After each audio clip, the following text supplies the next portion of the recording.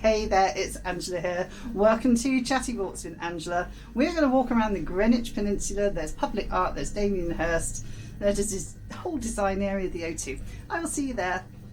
Welcome to Chatty Walks with Angela. I'm Angela, and we are looking straight ahead of us at a Damien Hirst sculpture. Oh yes, it is. We are actually in the biggest collection. Here is, can you see the sign, Olympian Way?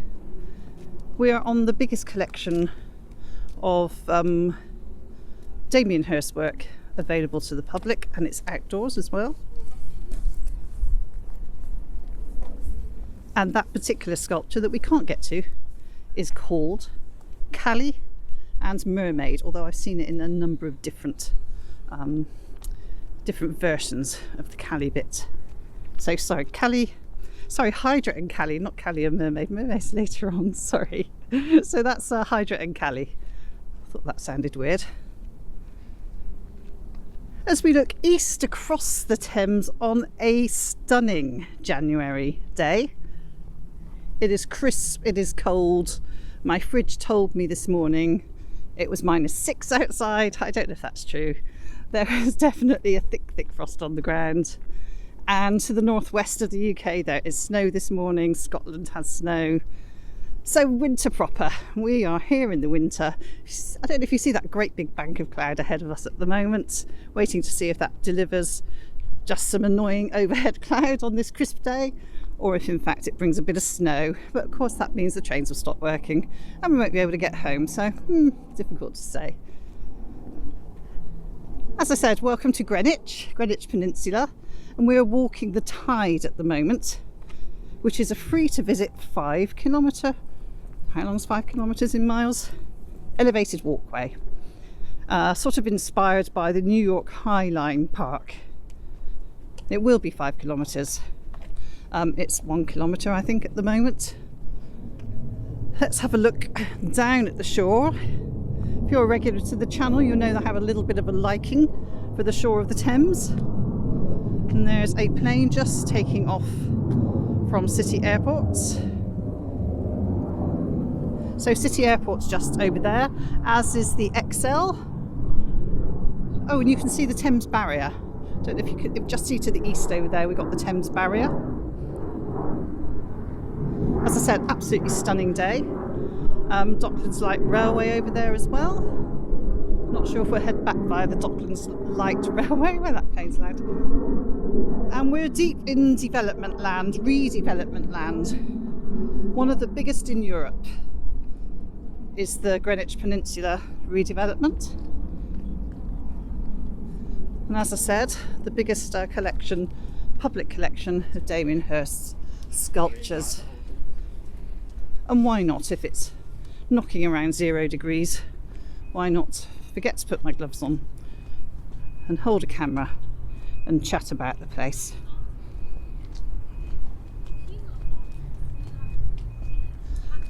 We were just discussing before I started filming this bamboo, or is it something else, or some sort of reed, not sure. Can't actually wait to go on the cable car. Really looking forward to it. There's also an Uber boat service from here.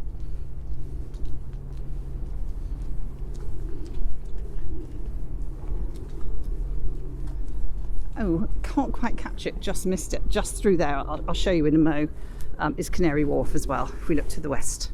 So the Isle of Dogs. There's a theory it's called the Isle of Dogs because loads of dead dog bodies used to wash up over there. So this was a long time ago. This was believed to, it was definitely marshes. It was known as marshland, but actually they thought actually it may have just been a series of islands and nothing more. Now, got a history timeline. Does my job for me. I've got notes, I've researched, but let's have a quick look at the history timeline, shall we? History in motion, the Thames and Greenwich. Throughout history, the Thames has acted as a lifeline, providing food and transportation for a huge ecosystem of plants, animals, including ourselves. And human development massively tipped the balance in this area, dramatically altering, as they say, its character, its role and its health. Starts at 8000 BC, this timeline. Still connected to Europe by a land bridge here. Roman recipe for garum, a fishy delight. Take the entrails of tunny fish and its gills, juice and blood, and add sufficient salt. Leave it in a vessel for 2 months, pierce the vessel and let the garum flow out. That sounds gross, sorry. So it says settlements in the Thames are in decline after the downfall of the Roman Empire. And also we had a load of Vikings turn up, Viking raiding fleets, bringing terror to the Thames in the 800s. And Alfred the Great inherits Greenwich from his father Ethelwulf, gives it to his daughter on her marriage. But I think there was another Viking turned up and sort of took over, ended up as king of East Anglia. The Danish chap, yeah, Danish Vikings came up the Thames in 1012, laying anchor at Greenwich. William the Conqueror confirms Greenwich as a possession of the Abbey of St. Peter. I'm really dashing you through history here. What a pong, 1500s, Henry VIII builds Bridewell Place on London's riverbank, but it is too close to the notoriously polluted, smelly Fleet River, you've probably heard about that before, that empties into the Thames.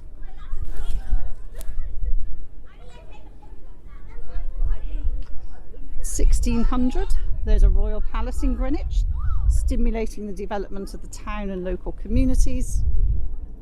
Greenwich Observatory, 1675. 1700, Greenwich is still a favoured spot for the monarchy. Construction of Greenwich Hospital and Queen's House. Now I'm going to get onto Bugsby's Hole, where they used to hang dead pirates covered in tar in cages to deter piracy. And then to the most recent history, 1800, industry undergoes dramatic growth. During the second half of the 1800s, the population of Greenwich Peninsula explodes from 500 to over 8,000, and the riverfront is taken up with factories. Flushing toilet is introduced and cesspools are abolished. By the mid-century, all sewage is discharged directly into the river, bringing about the destruction of all wildlife in the Thames. There you go. How many thousands of years of history was that? Really summarised, but it's a great little thing. Look at it properly, don't listen to me if you come down here, and enjoy the history. It's an incredibly historic area, often overlooked in my opinion. Obviously some political issues over redevelopment as usual, but I absolutely love it down here. There's the Uber boat coming in. Don't know when the next one is, in case we decide to take it back. So I might as well tell you about the Greenwich Peninsula, haven't I? Seeing as we're here. Once a home for whaling, by the way. For a while, one of the biggest whaling places in the world. So we're on a meander in the River Thames. Remember your geography lessons, Oxbow curves, Oxbow lakes, those types of things. Got the Isle of Dogs, as I said. If I just poke you through, I don't know if you can see Canary Wharf yet. Not quite, no. Oh, there's a sculpture here. Let's have a look at the sculpture, shall we? My, what a big one that is. It's huge.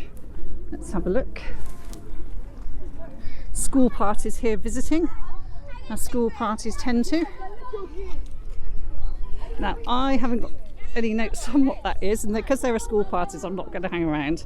I'll pop that in the notes at the bottom as to who this, as the school kids just wisely said, statue without a head is.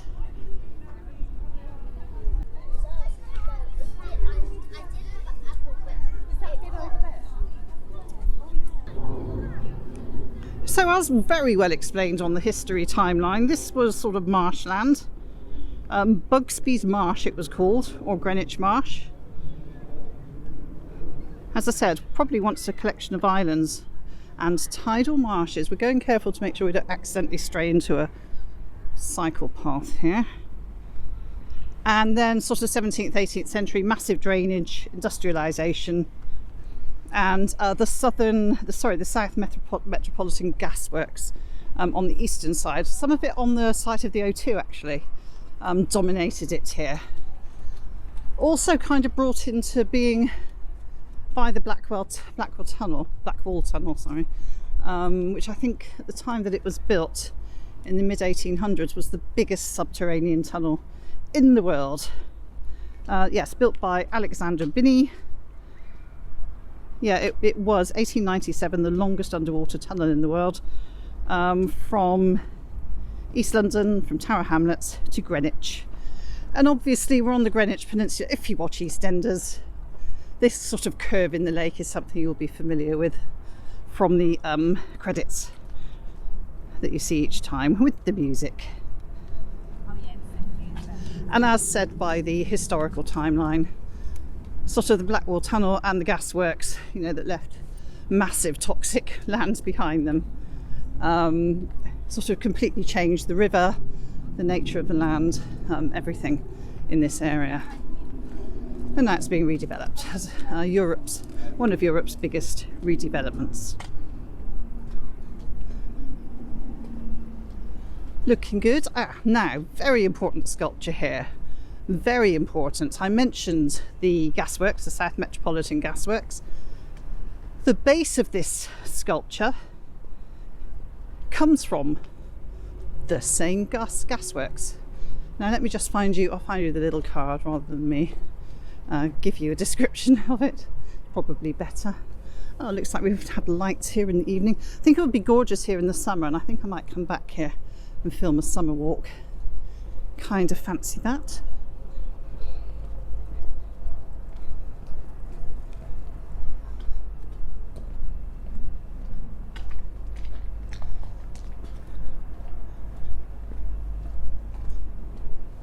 Just waiting to see how long that cloud takes to get here. Hello camera. Right, here we are. Anthony Gormley, Quantum Cloud. So 2000. There it is. Got a pretty good view of that from the cable car actually. Galvanised steel. This monumental sculpture by Anthony Gormley was commissioned for the North Meadow Sculpture Project in celebration of the millennium. All sorts of technical stuff. Inspired by conversations between Gormley and quantum physicist Basil Hiley. In its totality, it questions the relationship of the self to the world and foregrounds the viewer's influence on the viewed, a feature both of quantum physics and art. There you go. As I said, it's a free public art trail. Should be 5 kilometres long by the time it's finished, although that'd be quite a hike for a lot of people, especially on a cold day like today. So you can see we're coming into sort of redevelopments and flats, things like that. And sort of if we were looking east, sort of Docklands, sort of deep in Docklands development. I was watching the very first series of Not Going Out a few nights ago on UK Gold. And I realised, of course, that was based in Docklands in the early 2000s. We have another sculpture coming up along here, so I'm going to walk a little bit further. I'm revising my view that all the school children are going on the cable car. I think they're all going through the O2. The lad is with me today. Say hello. Hello everyone. And you have danced at the O2, have you not? I have indeed, yeah. It was lots of fun. Lots of fun, I know. There was a bit of dance group. Yep. Performed on stage. You were. So Luke was a street dancer. It was a street dance group. Yes, it was. And it was for autistic kids. And did all right. Yeah. Did the O2. Yeah, a lot of fun. Auditioned for Britain's Got Talent once as well. Yeah, I think we did. Down at the XL, which is just over the other side of the river too. Just over there. Just over there. Luke's been to the XL quite a few times. Yeah. From his years as a big YouTuber. We don't talk about it much, do we? No. I have been there a few times. Yeah. And, it's always, well, it is literally eventful. Yeah, it's always eventful down at the XL. It's a huge place, the XL. As we look towards the O2. So I think what we'll do is we'll go up on the walkway. So I think that would be nice. Now here we have another sculpture. As I said, Damien Hirst. See if I can get up. Here we go. I'm going to stand from the other side as we hear that Uber boat. Off it goes. Whee! There goes the Uber boat. So this is the Mermaid, which I accidentally named as something else earlier. Here she is. Just walk round and have a look at the Little description. So we got the sun right on us. Let's see if we can, there we go. There's the Mermaid. Damien Hirst, Mermaid 2014. For the ancients, water was the element that symbolised divinatory power, prophetic ability and inspiration. Now we are going to try and go up there. Just got to find the way up, because like a brilliant YouTuber, I didn't actually research it before I did this bit. Right, let's have a look at Mermaid again, 2014. So Damien Hirst actually studied, he was a student here, and that's why he was particularly pleased to be associated with the Tide project. There is an old tidal mill here, which I think is what it's named after.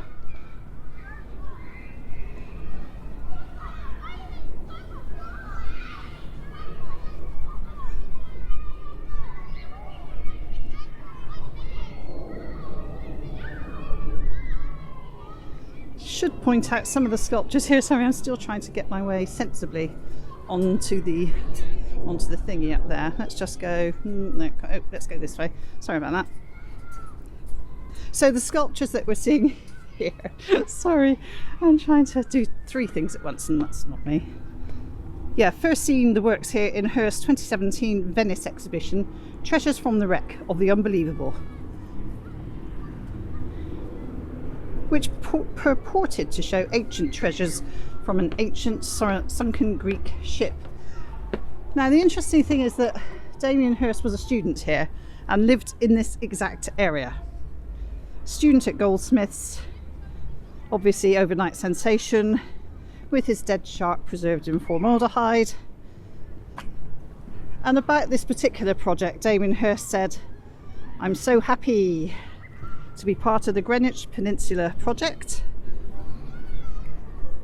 And he pointed out that he used to live here in a tiny row of houses with a pub at the end, and it was surrounded by wasteland, wild, and now it's a hub. He said he would collect things that were washed up on the riverbank, old bottles and bits of plastic, which he would make into collages. And that process led to the series Treasures from the Wreck of the Unbelievable. There's also an art sculpture here, Demon with Bowl, and other, obviously we've seen some of the other Peninsula artworks. So here we are. Gorgeous, very lovely. I love this this sort of colour that they've put all across here. Really nice. Really nice public space. Let's go this way.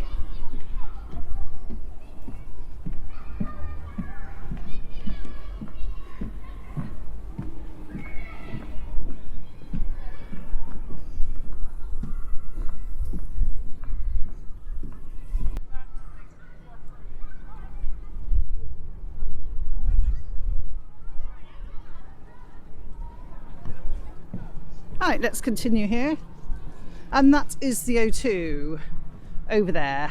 We're going to come, I'll show you the front entrance of the O2 as we continue our walk along here. Really love this area.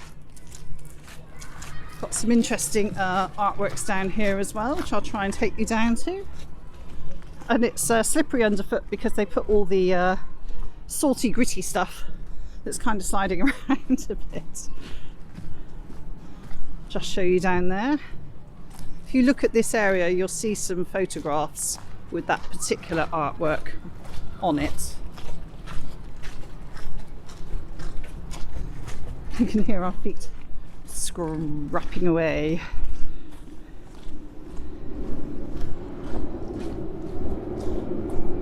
And if you're in this area, you do hear aeroplanes a lot now. I don't know what that noise is though. I don't know what that noise was. Right, we're coming more to the sort of central area now. So we're approaching North Greenwich Station. Slippy feet as well. Woo, try not to fall. Now I'm going to go up to that needly thing over there.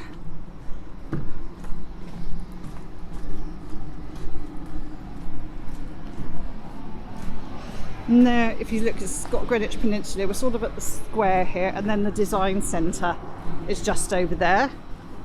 I'll see if I can get you a few shots through there as well. Let's continue in this direction a moment.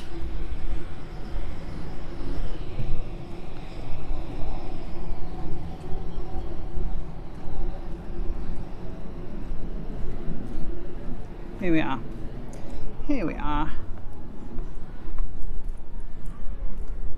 Now you can see Canary Wharf. Got a good view of it from here.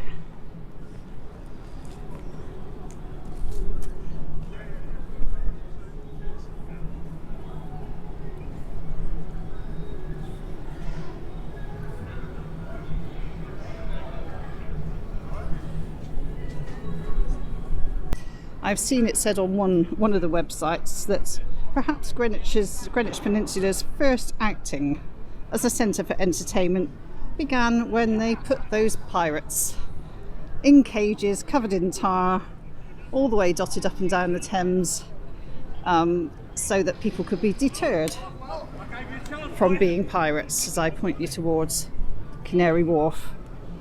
Some people might see a joke in there somewhere. So for a penny, you could pay a penny, not spend a penny, you pay a penny, and gaze at caged corpses of notorious pirates at Blackwall Point.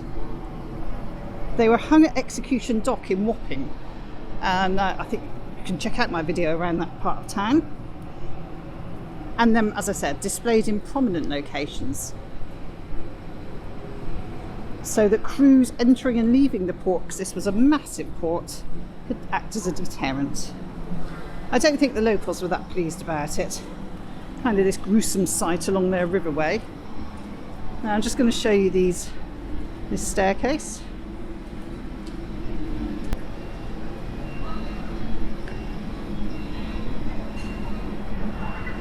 And now this part of the peninsula is very firmly known for the O2, the Millennium Dome, whatever you remember the name as. I think I kind of call it both the O2 and the Millennium Dome, although it's not officially the Millennium Dome anymore. It's the Jubilee line from Waterloo, which is what we took this morning. I'll take you up to the entrance. As I said, I'm getting the feeling there's a lot of school parties here today, so some sort of event that they are all going to. And it was the O2, on New Year's Eve 1999. New Year's Eve 1999. There was the so-called River of Fire firework display down the Thames that didn't quite go off as well as it was supposed to. I remember that. Yeah, so it was in celebration of the turn of the third millennium, supposed to be temporary. Ended up staying, and you can climb up the outside. I can't see anyone doing it today. And it's actually kind of a tent. That surface, I don't know if you can tell from here, is a kind of a tent with a supporting structure. Obviously it's appeared on a Bond movie, no doubt others. This is North Greenwich Station that I'm outside of here. And this is the sign to the IFS Cloud. Cable car used to be called the Emirates.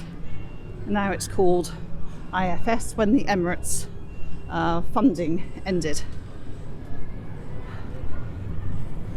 Got another sculpture here.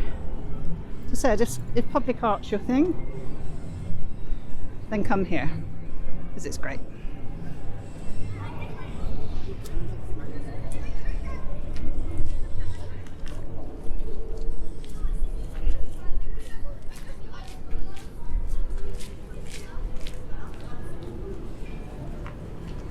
Let's see if we can get a bit of information for you. It says, please do not climb on me. Fine, wasn't planning to, although judging by the scuff marks, plenty of people have.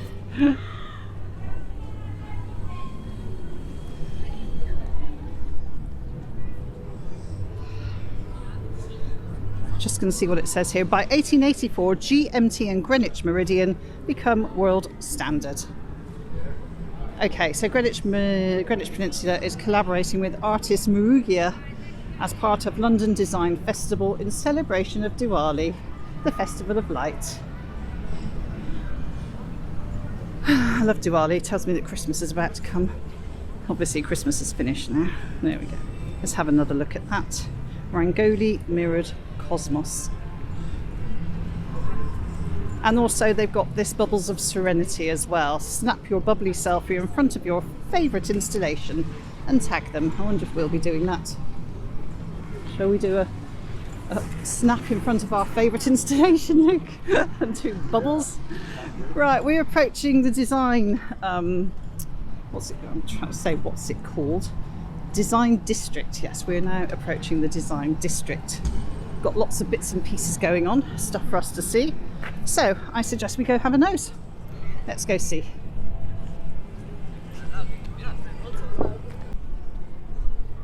Okay, this is the Now Gallery, which is a free art space. Looks like we have today Greetings from Ireland, Robin Lynch, until February. It's not a Monday, so it's not closed. Okay, yes, I see Ireland stuff. If you're a regular on the channel, you'll know art, sculptures, architecture. Wish I knew the stuff, don't really.